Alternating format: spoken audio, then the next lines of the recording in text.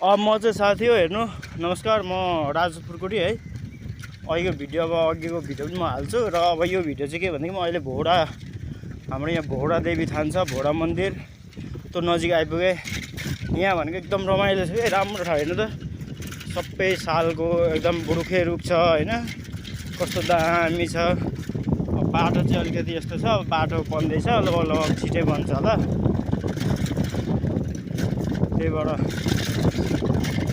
तपाईहरु पनि यो मन्दिरमा आउनु होला दर्शन गर्नलाई।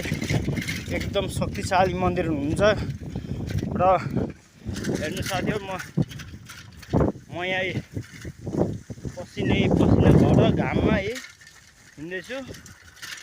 देख्नुहुँदैछ होला तपाईहरु।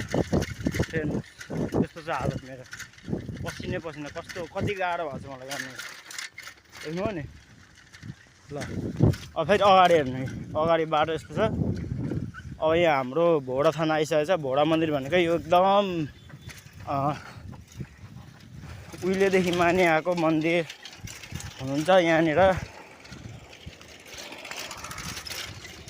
अनि यहाँ अहिले यहाँ दाइ जानुभयो, यो पनि म चिन्दैछु बाइकको होइन, हाम्रो उतैको दाइ हो। र यहाँ हेर्नु चाहिँ